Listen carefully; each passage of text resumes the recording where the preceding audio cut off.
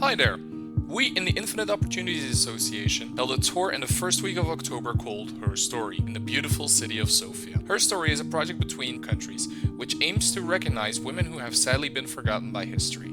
Our tour in Sofia specifically focuses on remembering and bringing attention to the influential Bulgarian women of the 20th century through important places connected to their life. Now join us as we explore Sofia through places connected to these underappreciated women. We start a tour from the University of Sofia, the oldest higher education institution of the country. Even though it was opened in 1888, it still took 13 more years after that for the first women to be admitted to the school. And after they spent many years of petitioning for their right to study, from that moment on, Bulgaria has risen today to the top of Europe regarding the number of their women scientists. The best representation of that female scientific prowess of Bulgaria is Elizaveta Kara-Mihailova. She was the first Bulgarian nuclear physicist, first woman lecturer at Sofia University, the first woman professor of the country, founder of the Department of Atomic Physics at the university, contributed to the development of the scientific community in Sofia. Did all this while enduring blatant sexism from her male colleagues. Lacking support and equipment, she converted her office into a laboratory to provide her students with modern tools. She chose to donate all her belongings to the Bulgarian Academy of Sciences after bourgeois allegations against her and being expelled from the university. The saddest part about her research is that although she and her other female colleague Marietta Blau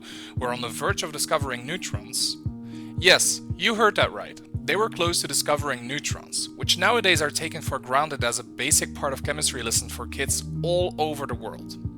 However, the delay in publishing their results prevented them from receiving the recognition they deserved. Even though being an amazing and important scientist for both Bulgaria and the world, her name rarely appears in any articles, which vaguely acknowledge, if only fleetingly, her contributions as a physicist, but even so completely ignore her role as a feminist and university lecturer. As you can see, HerStory tour reminds us about the cool and strong women of history, and even though society at large may have forgotten their contributions and their role, then we haven't. Our next location is taking us to the home of Constanța Liapceva. She was an amazing Sofian socialite who engaged in charity work for underprivileged children, like refugees and orphans. During Balkan Wars, she helped soldiers and refugees, and later during peacetime she became known as a protector of the Bulgarian children. In the 1930s, Constanța became the first woman who actively was engaged with human trafficking, domestic violence, and child protection issues, which was rare for the time. Even though she never had children herself, she fought both for the children and the mother's rights. Even more, she was a member of almost all the charities of Sofia in her time and connected to every possible area of social welfare. Even though she was this amazing and selfless woman, only her husband's name is written on the memorial sign. And talking about her name not being included on the sign, spoiler alert, during this tour you won't see any monuments. Simply because just none have been raised in the honor of the important women in Bulgaria. Continuing on with women who were associated with children. Our next stop is taking us to the first Sofia State Girls High School. It was also Anastasia Skovina's workplace as a doctor. She is especially important because she was both the first female doctor and the first woman with a university degree in Bulgaria. Pretty dope, right? Oh,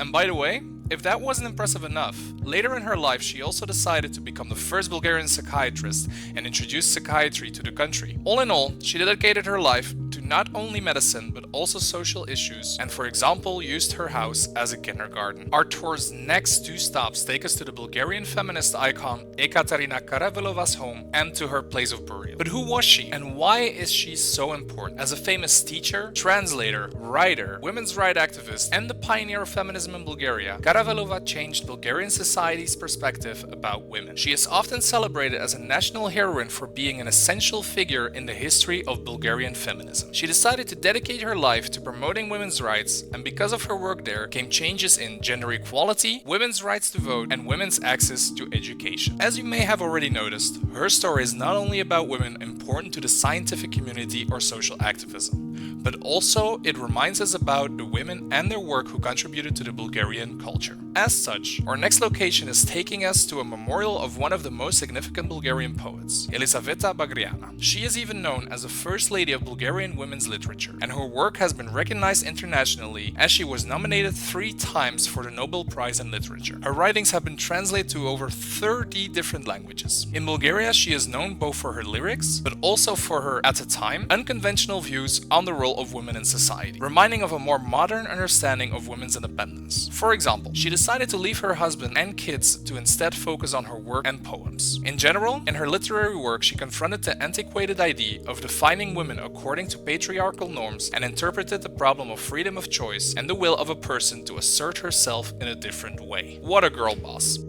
The saddest story of the tour may be Yana Yazova's. She was also a poet and a writer. However, unlike Bagriana, her work was never widely recognized, as the message and the topics of her books didn't fit the narrative of the Soviet Union, and her work was smothered by the Iron Curtain. All the recognition she has received now was only posthumously. So, sadly, she never got to find out how much her work is appreciated in the contemporary Bulgarian literature and culture at large. Especially her Balkans trilogy was a colossal work for which she spent years in libraries and archives and wandering in monasteries collecting stories. She aimed to create a sense of pride and historical consciousness to Bulgarians. And as far as her death goes, it also happened under very sad circumstances. She was found murdered in her home. Her last known day of being alive was on the 19th of May in 1974, confirmed by her last diary entry. But her body was only found 2 months later, in July. Also, the details surrounding her death are mysterious, and her state file got lost, and some of her unfinished writings were stolen. So the circumstances remain unclear to this day.